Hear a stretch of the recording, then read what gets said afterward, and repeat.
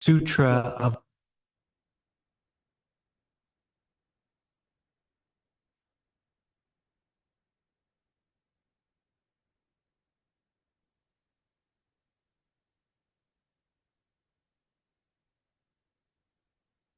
Medicine Buddha.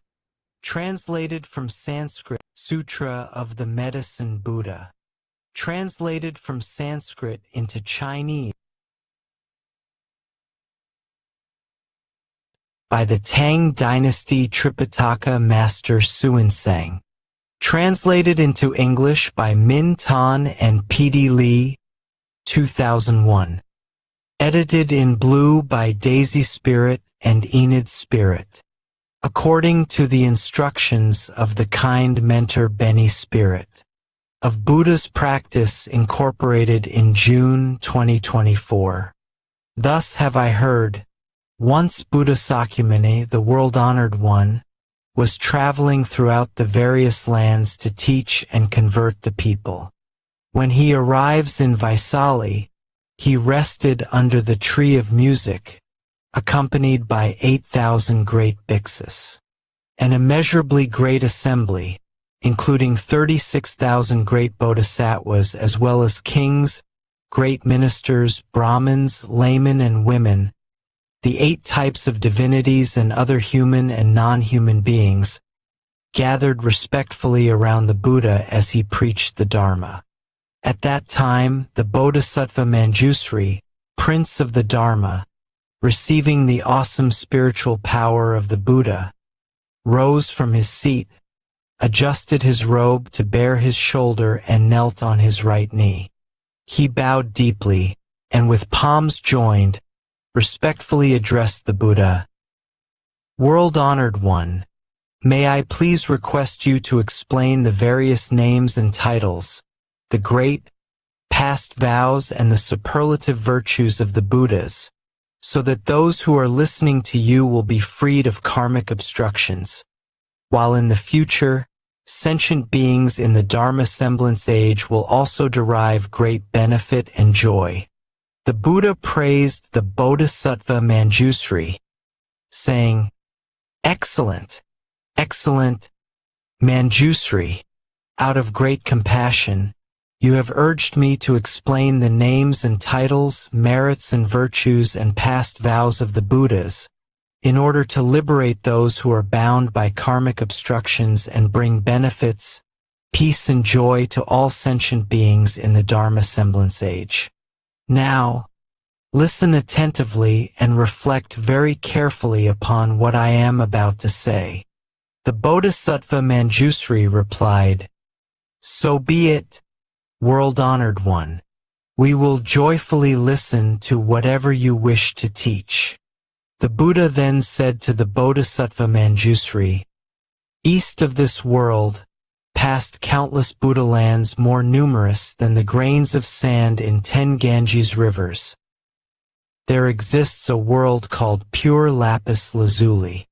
The Buddha of that world is called the Medicine Buddha Lapis Lazuli Radiance Tathagata, Arhat, the perfectly enlightened, perfect in mind and deed, well gone, knower of the world, unsurpassed being, tamer, teacher of gods and men, Buddha, world-honored one." Manjusri, when the world-honored Medicine Buddha was treading the Bodhisattva path, he solemnly made 12 great vows to grant sentient beings whatever they desired. First great vow. I vow that in a future life, when I have attained supreme, perfect enlightenment, brilliant rays will shine forth from my body, illuminating infinite, countless, boundless realms. This body will be adorned with the 32 marks of greatness and 80 auspicious characteristics. Furthermore, I will enable all sentient beings to become just like me. Second great vow. I vow that in a future life, when I have attained supreme enlightenment, my body, inside and out, will radiate far and wide the clarity and flawless purity of lapis lazuli. This body will be adorned with superlative virtues and dwell peacefully in the midst of a web of light more magnificent than the sun or moon. The light will awaken the minds of all beings dwelling in darkness, enabling them to engage in their pursuits according to their wishes. Third Great Vow. I vow that in a future life, when I have attained supreme enlightenment, I will, with infinite wisdom and skillful means, provide all sentient beings with an inexhaustible quantity of goods to meet their material needs. They will never want for anything. Fourth Great Vow. I vow that in a future life, when I have attained supreme enlightenment, I will set all who follow heretical ways upon the path to enlightenment. Likewise, I will set those who follow the Sravaka and Pratika Buddha ways onto the Mahayana path. Fifth Great Vow. I vow that in a future life, when I have attained supreme enlightenment, I will help all the countless sentient beings who cultivate the path of morality in accordance with my Dharma to observe the rules of conduct, precepts, to perfection, in conformity with the three root precepts.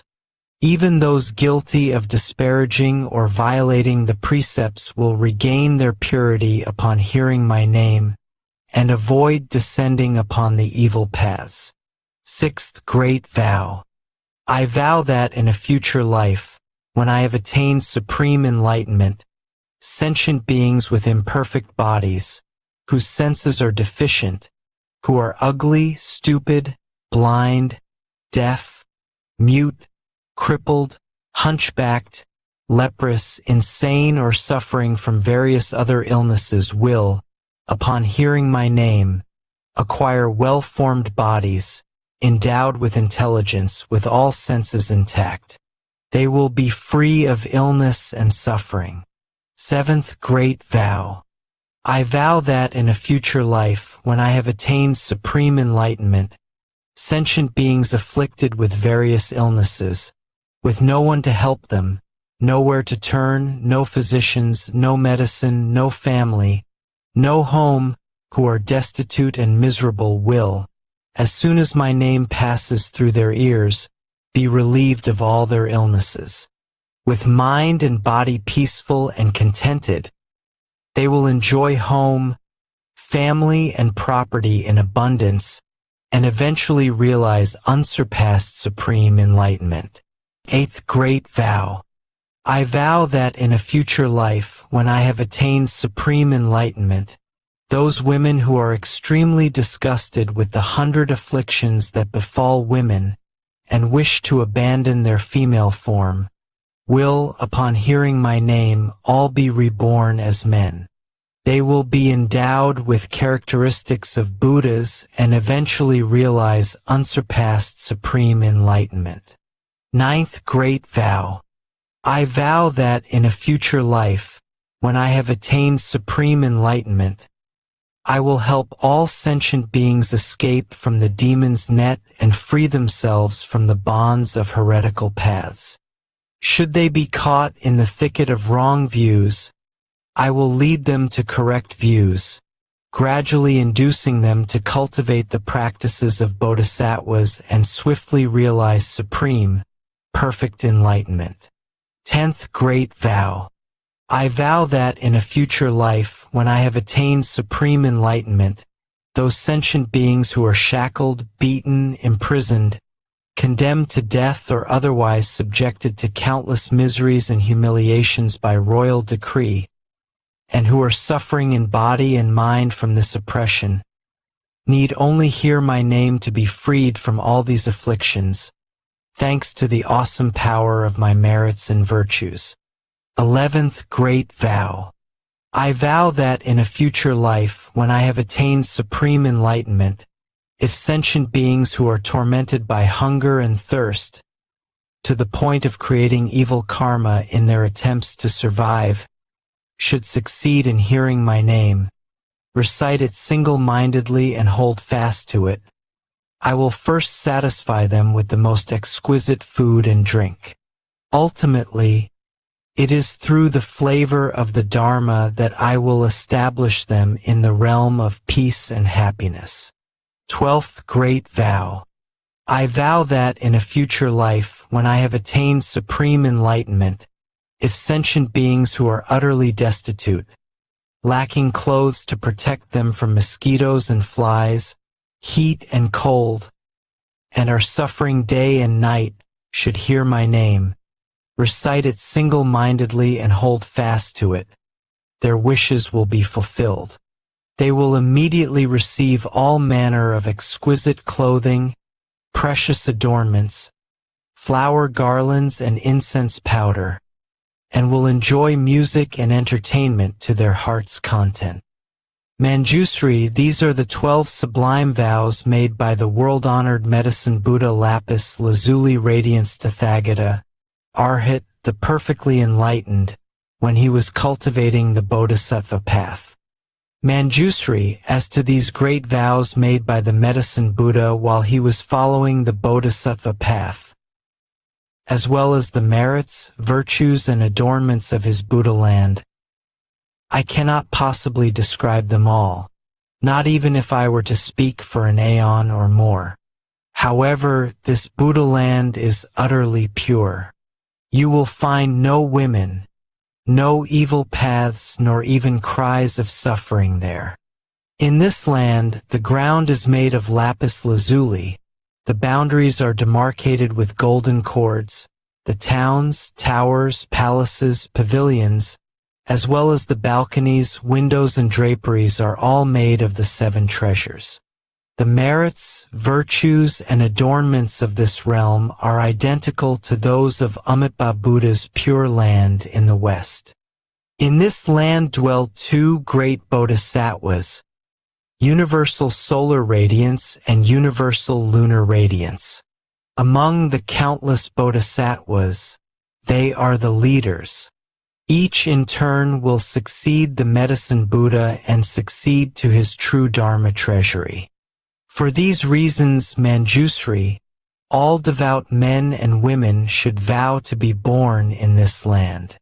Buddha Sakyamuni then told the Bodhisattva Manjusri, there are sentient beings who cannot tell right from wrong. They are greedy and mean, do not practice charity, and do not understand the rewards of generosity. They are ignorant and unintelligent. Lacking the foundations of faith, they amass riches which they assiduously hoard. Whenever they come across anyone seeking charity, they become annoyed. If forced to give, they feel as much pain and regret as if they were parting with their own flesh.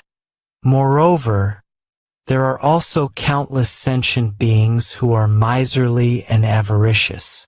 They spend time amassing wealth, while not daring to spend it even on themselves, let alone on parents, spouse, children, servants, or beggars. Upon their death, these stingy persons will descend onto the paths of hungry ghosts or animality.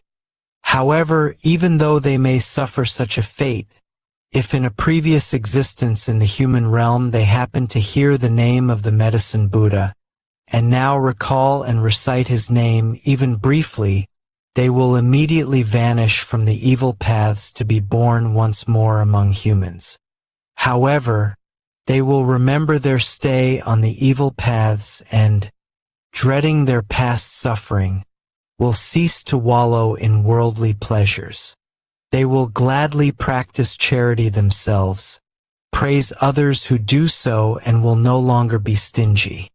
Eventually, they will even be able to donate their head, eyes, limbs, blood, flesh, or other parts of their bodies to those who need them, not to mention mere material possessions. Moreover, Manjusri, there are sentient beings who have accepted the teachings of the Tathagata but have violated the precepts, moral rules, or they have not violated the precepts but have broken the regulations. Or else, while they have violated neither the precepts nor the regulations, they have disparaged right views. Or they have not disparaged right views but have abandoned extensive study of the Dharma and thus cannot explain the profound meaning of the sutras preached by the Buddha. Or else, although they may be learned, they have grown conceited. Because conceit clouds the mind, they believe that they are in the right and others are in the wrong. Therefore, they deprecate the correct Dharma and ally themselves with demons. Such deluded persons not only follow wrong views themselves, they also lead countless other sentient beings into the same great pitfall. These sentient beings are bound to wander endlessly on the paths of hell, animality, and hungry ghosts.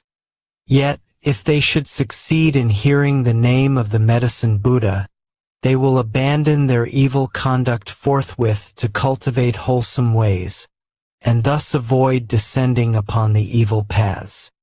Even those who cannot abandon evil practices or cultivate wholesome teachings, and thus descend onto the evil paths, can still benefit from the awesome power of the Medicine Buddha's past vows. If through this power they should hear his name even briefly, their lives on the evil paths will end and they will be born again in the human realm. They will hold correct views, diligently pursue their practice and tame their minds. They will then be able to abandon the home life to become monks or nuns. They will uphold and study the Dharma of the Tathagatas rather than disparaging and violating it.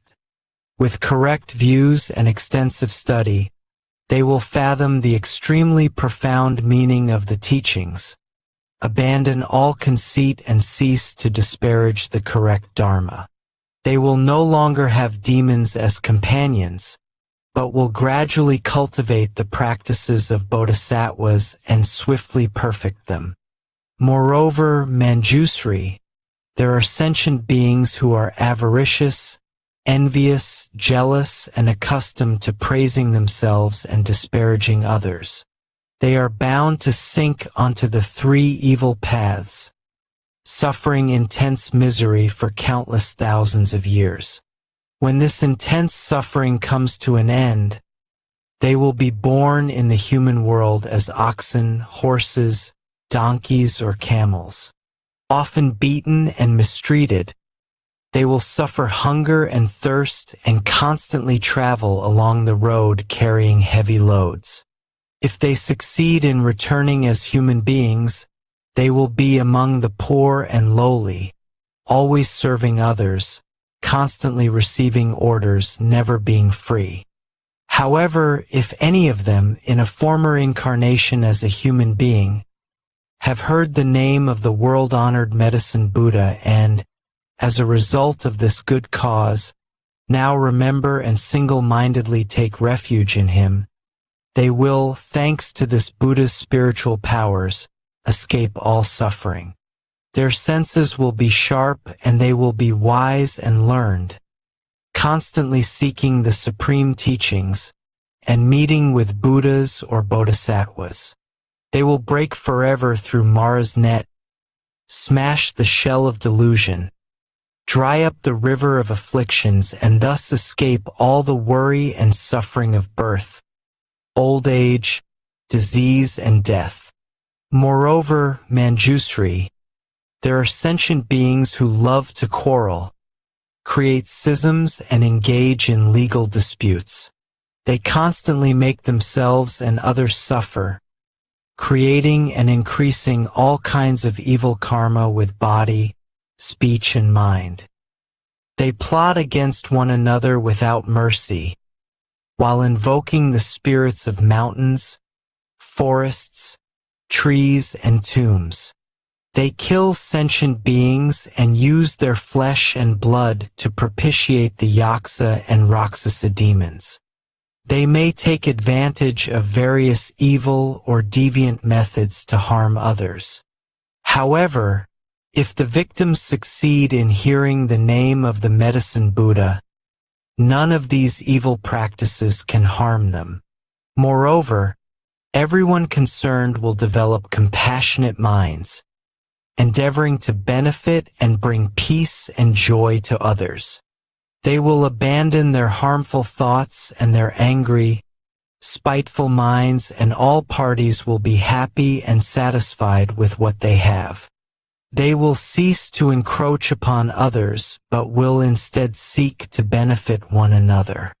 Moreover, Manjusri within the fourfold assembly of bhiksus, bhiksunis, upasakas, and upasikas, as well as among other men and women of pure faith, there are those who are able to adhere to the 8 precepts for a full year or for 3 months a year, dedicating these good roots toward rebirth in the Western Pure Land of Amitabha, the Buddha of infinite life, so as to listen to the correct Dharma.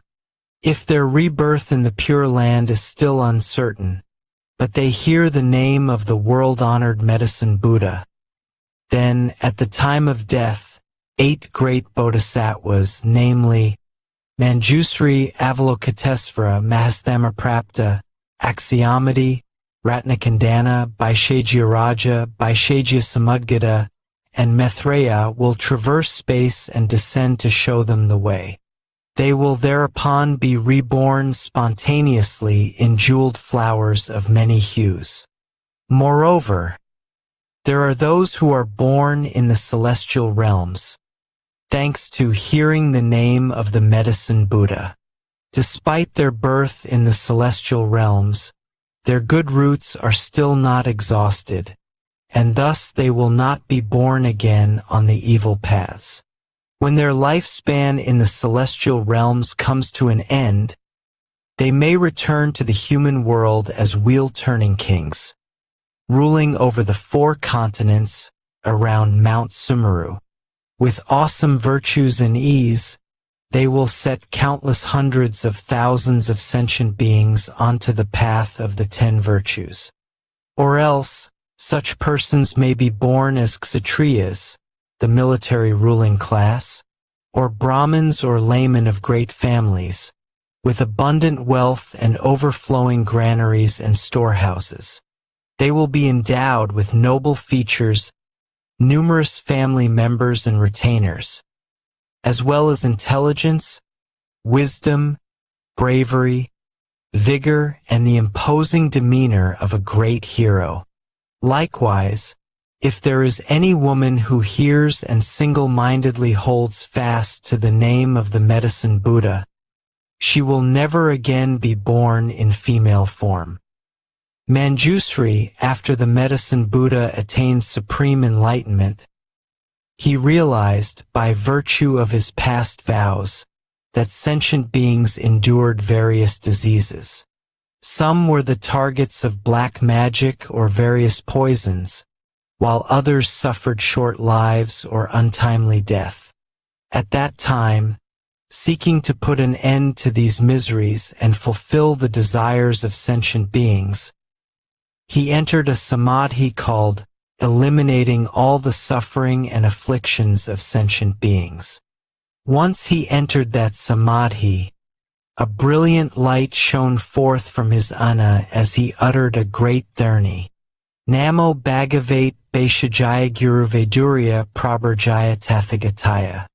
Art hate Samyak Sambadhaya Tadayatha. Om Vaishaji Vaishajya Samadgate Svaha.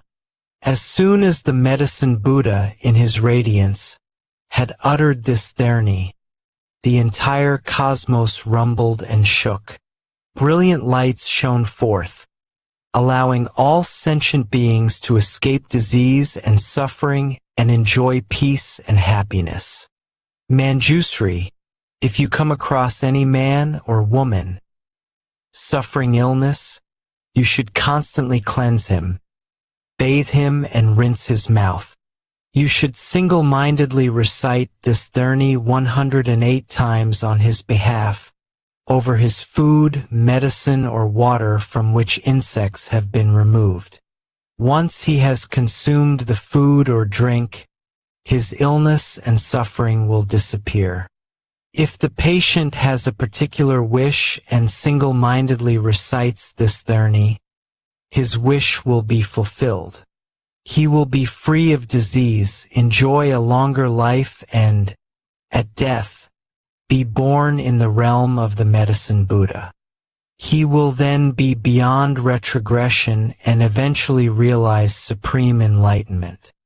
Therefore, Manjusri, any man or woman who single-mindedly reveres and respectfully makes offerings to the Medicine Buddha should constantly recite this therni, never letting it out of his mind. Moreover, Manjusri, upon hearing the various names of the Medicine Buddha Lapis Lazuli Radiance Tathagata, Arhat, the perfectly enlightened, men and women of pure faith should recite and hold fast to this name. Each morning at dawn, having bathed themselves and cleaned their teeth, they should make offerings of fragrant flowers, incense, perfume, and various kinds of music before an image of this Buddha.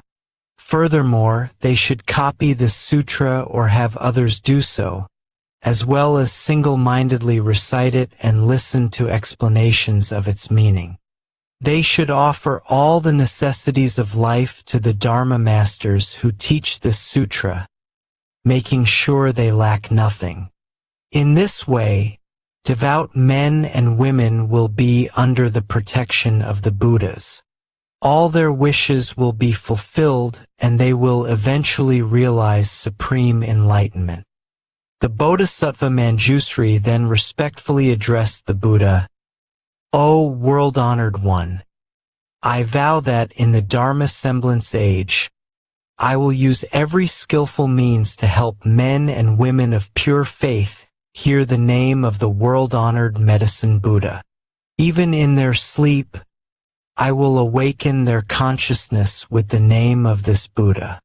O world-honored one, if any devout person should read, recite and uphold this sutra or lecture upon it, explaining its meaning to others, or copy it or have others copy it, or if they should pay it the utmost reverence, adorning it with fragrant flowers, perfumes, incense powder and sticks, garlands, necklaces, banners, canopies, dance and music, and protecting it with precious, multicolored cloth, and if they should prepare a clean site, erect a high altar and place the sutra upon it, the four great celestial kings, their retinues as well as countless hundreds of thousands of other divinities, will thereupon proceed to this place to make offerings and guard this sutra.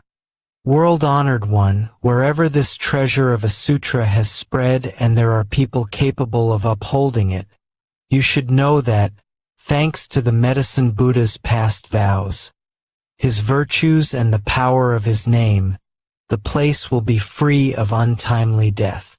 In that place, there will no longer be evil demons or spirits to sap the vital energy of the people. Even if there were, these devout men and women would recover, enjoying good health and peace of mind. The Buddha then spoke to Manjusri, so be it, Manjusri. It is just as you say. If men and women of pure faith wish to make offerings to the world-honored Medicine Buddha, they should first make an image of this Buddha, and then place it upon a pure, clean altar. They should scatter all kinds of flowers, burn all varieties of incense, and adorn the place with banners and pennants. For 7 days and nights they should adhere to the 8 precepts, consume only pure food, bathe and perfume themselves, put on clean, fresh clothing, and keep their mind undefiled, free of anger or malice. They should develop feelings of kindness, compassion, joy, and giving toward all sentient beings, while bringing them benefits, peace, and happiness. They should play music and sing the praises of the Medicine Buddha, while circumambulating his image in a rightward, clockwise direction. Moreover, they should bear in mind his merits, virtues, and past vows. While reading and reciting this sutra, reflecting on its meaning and explaining it to others. Whatever they wish will then be fulfilled, whether it be longevity, wealth, or anything else, such as official position or the birth of sons and daughters. Moreover, if any sentient beings suddenly suffer nightmares and witness all kinds evil omens, such as flocks of strange birds, or hundreds of ominous signs throughout their homes, they need only venerate the world-honored Medicine Buddha with all kinds of wonderful offerings, and the nightmares, evil omens, and inauspicious signs will all disappear, no longer able to cause them harm. If any sentient beings are in fear of water, fire, knives, poison, falling off a precipice, or of vicious beasts, such as wild elephants, lions, tigers, wolves, bears, venomous snakes, scorpions, centipedes, millipedes, infectious mosquitoes or gnats, they need only single-mindedly recall and recite the name of the Medicine Buddha, while respectfully making offerings to him, and they will escape all these terrors. If a country should be subject to foreign invasion, banditry, or rebellion, the inhabitants need only recall and recite the name of the Medicine Buddha, while paying homage to him, and all these calamities will likewise disappear. Moreover, Manjusri, there are men and women of pure faith who throughout their lives have not worshipped any deities, but have single-mindedly taken refuge in the Buddha, the Dharma, and the Sangha, and upheld the precepts, the 5 or 10 lay precepts, the 400 Bodhisattva precepts, or the 250 bhiksu or 500 bhikshuni precepts. However, if any of them have violated the precepts they have taken and fear falling onto an evil path, they should concentrate on reciting the name of the Medicine Buddha and respectfully make offerings to him. They will then certainly avoid rebirth on the 3 evil paths. If women who experience extreme pain during childbirth can, with utmost sincerity, recite the name of the Medicine Buddha, praise, venerate, and make offerings to him, they will be relieved of their suffering. The children born to them will be without defects, attractive in appearance, causing those who see them to rejoice. They will be endowed with keen senses and intelligence, along with a quiet disposition. They will seldom become ill, nor will evil spirits sap their vital energy. The world-honored one then asked Ananda, I have just extolled the merits and virtues of the world-honored Medicine Buddha. These merits and virtues are the extremely profound practices of all Buddhas, but are difficult to explain. Do you have faith in them or not? Ananda respectfully replied, O great virtuous world-honored one, I do not have any doubts about the sutras preached by the Tathagatas. Why? It is because the Tathagatas' karma of body, speech, and mind are all pure.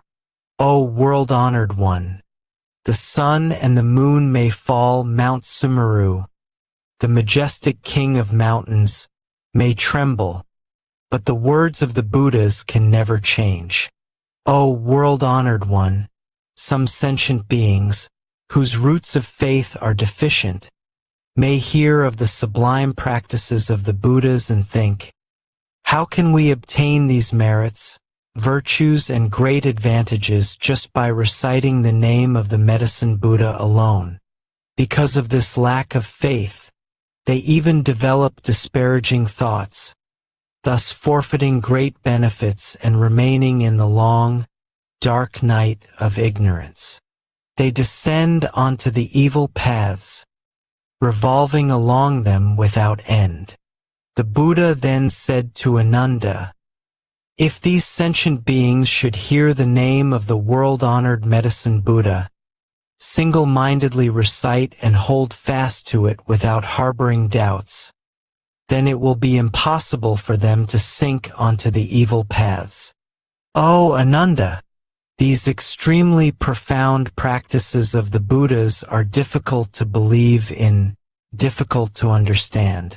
Yet you are now able to accept them. You should realize that this is all due to the awesome power of the Tathagatas. O Ananda, even the Sravakas, Prataka Buddhas, and Bodhisattvas who have not reached the 10 grounds, stages, cannot understand and believe in this truth. Only the Bodhisattvas who are one lifetime away from Buddhahood can. O Ananda, a human rebirth is difficult to achieve. However, to believe in, respect, and honor the Triple Jewel is even more difficult. To hear the name of the world-honored Medicine Buddha is more difficult still.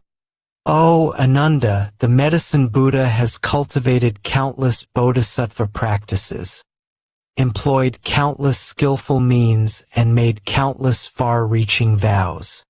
If I were to take an aeon or more to recount them, the aeon would come to an end before I could exhaustively describe all these wonderful practices, vows, and skillful means. At that time, a great bodhisattva in the assembly, named Salvation, arose from his seat, adjusted his robe to bare his right shoulder, knelt on his right knee, bowed, and, with palms joined, respectfully addressed the Buddha. O great virtuous world-honored one, in the Dharma semblance age, there will be sentient beings who suffer numerous calamities, and are always sick and emaciated, unable to eat or drink, their throats dry and lips parched, their eyes seeing darkness everywhere. As the signs of death appear, they are surrounded by parents, family, friends, and the ones who master the wonderful Dharma weeping and lamenting. As such a patient lies in bed, he sees the messengers of Yama arrive to lead his consciousness before this king of justice. Now, all sentient beings have inborn spirits who record everything they do, both their transgressions and their merits. These spirits then present the patient's entire record to King Yama. At that time, the king questions the dying person and tabulates his good and bad karma before deciding upon his fate.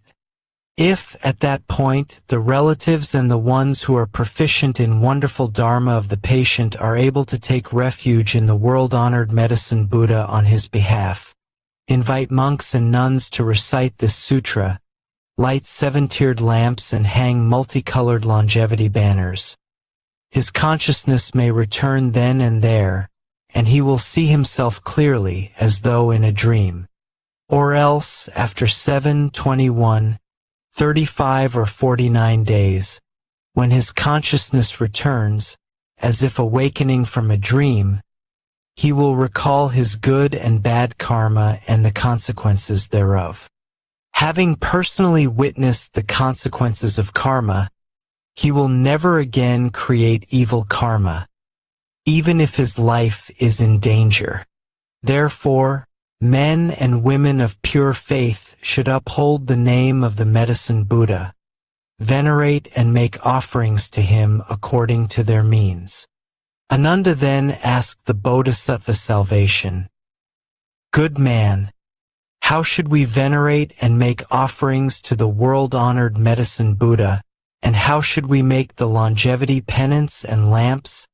The Bodhisattva Salvation replied, "Virtuous one, in order to help the patient recover, you should adhere to the 8 precepts for 7 days and 7 nights, make offerings of food, drink, and other necessities to a group of monks and nuns in accordance with your means, pay homage and respectfully make offerings to the world-honored Medicine Buddha 6 times a day and recite this sutra 49 times. You should light 49 lamps, make 7 images of the Medicine Buddha and place 7 lamps, each as large as a cartwheel, before each image, letting them burn continuously for 49 days and nights. You should also make multicolored banners, 49 hand lengths long. Furthermore, you should release 49 species of animals, thus sparing their lives. The patient may then escape danger and will not be under the sway of evil demons, nor subject to untimely death. Moreover, Ananda, when the anointed Kshatriya kings find themselves beset by calamities, such as epidemics, foreign invasion, internal insurrection, an adverse alignment of the stars, an eclipse of the sun or the moon, unseasonable storms, or a failure of the monsoons, they should develop compassionate feelings toward all sentient beings. They should also pardon prisoners and make offerings to the world-honored Medicine Buddha in accordance with the rites described earlier. Thanks to these good roots and the power of the Medicine Buddha's past vows, peace and stability will immediately return to the affected countries. The rains and winds will be favorable. Crops will be ripe on time, and everyone will be healthy and happy. The country will be free of evil yakshas out to harm the populace. All the evil omens will immediately disappear, and these anointed Kshatriya kings will enjoy greater longevity and vitality, finer appearance, as well as greater health and freedom than ever before. O Ananda, the queens, consorts, princesses, royal heirs, great ministers, court ladies, officials or commoners who suffer disease and other misfortunes should also make offerings to the Medicine Buddha. They should make multicolored longevity banners, light lamps, ensuring that they burn continuously, liberate all kinds of animals, scatter flowers of various colors, and burn various kinds of incense renowned for their fragrance. They will then recover from disease and escape misfortune. Ananda then asked the Bodhisattva salvation, "Good man, how can an expiring lifespan be lengthened?" The Bodhisattva salvation replied, "Virtuous one, did you not hear the Tathagata explain the 9 forms of untimely death? I would urge everyone to make longevity banners and lamps and cultivate merits and virtues. Thanks to such cultivation, they will escape suffering and misfortune throughout their lives." Ananda further asked, "What are the 9 forms of untimely death?" The Bodhisattva salvation replied, "Some sentient beings contract a minor illness which goes untreated for lack of a physician or medicine. Or else, even though there is a physician, he prescribes the wrong medicine, causing premature death. Or the patients, believing the false pronouncements of earthly demons, heretics, or practitioners of black magic, may panic, unable to calm their minds. They may then engage in divination or perform animal sacrifices in order to propitiate the spirits, praying for blessings and longevity, all in vain. Through ignorance, confusion, and reliance on wrong, inverted views, they meet with untimely death and sink into the hells, with no end in sight. This is the first form of untimely death. The second form is execution by royal decree. The third is losing one's vitality to the demons through hunting, gambling, debauchery, drunkenness, or extreme dissipation. The fourth is death by fire. The fifth is death by drowning. The sixth is being devoured by wild animals. The seventh is falling off a mountain or a cliff. The eighth is death by poison, incantations, evil mantras, or demons raised from the dead. The ninth is from hunger or thirst, for lack of food and water. These are the 9 forms of untimely death, mentioned by the Tathagatas. There are also countless other forms which are too numerous to describe. Moreover, Ananda, King Yama is responsible for keeping the karmic register of everyone in the world. If sentient beings have been unfilial, committed the 5 cardinal sins, disparaged the triple jewel, broken the laws of the land, or violated the major precepts, King Yama will mete out punishment according to the infraction. Therefore, I urge sentient beings to light lamps, make banners, liberate animals, and cultivate merits in order to avoid suffering and misfortune. At that time, there were 12 powerful Yaksa generals in the great assembly named Kambira, Vajra, Mahira, Andira, Anila, Sundila, Indra, Padra, Makura, Sindura, Katura, and Vikarala. Each was accompanied by a retinue of 7,000 yaksas.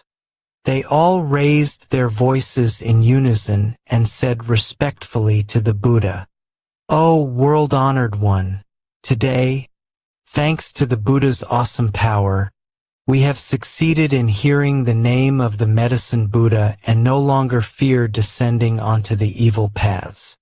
Together, with one mind, we take refuge in the Buddha, the Dharma, and the Sangha for the rest of our lives and pledge to support all sentient beings, bringing them genuine benefits and joy. Wherever this sutra circulates or wherever there are sentient beings who hold fast to the name of the Medicine Buddha and respectfully make offerings to him, whether in villages, towns, kingdoms, or in the wilderness, we will all protect them. We will release them from all suffering and calamities and see to it that all their wishes are fulfilled. Sentient beings afflicted by disease or calamity and wishing to escape should also read or recite this sutra.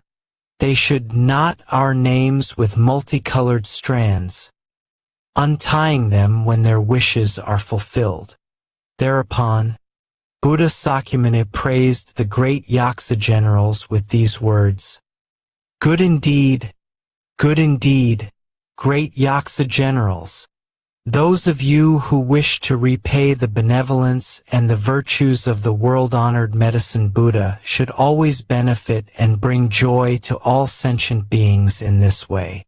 Ananda then asked the Buddha, "World-honored one, what should we call this teaching, and how should we adhere to it and put it into practice?"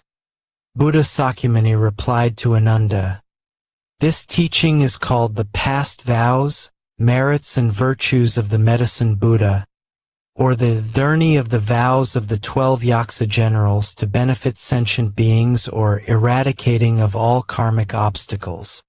You should uphold it as such." When Buddha Sakyamuni finished speaking, the great Bodhisattvas, as well as the great Sravakas, kings, ministers, Brahmins, laypersons, Devas, Nagas, Yaksas, Gandharvas, Asuras, Garudas, Kinnaras, Maharagas, and other human and non-human beings all rejoiced at the Buddha's words. They faithfully accepted them and put them into practice. Sutra of the Medicine Buddha Lapis Lazuli Radiance Tathagata. His past vows, merits, and virtues. Homage to the Medicine Buddha's great assembly of Buddhas and Bodhisattvas. Homage to the Medicine Buddha's great assembly of Buddhas and Bodhisattvas. Homage to our homage to our fundamental teacher Shakyamuni Buddha. Homage to our current mentor Benny. So that's all for today, and thank you for your time, Daisy and Jean. for your company. Catch up tomorrow. Have a beautiful day. Bye. Bye bye.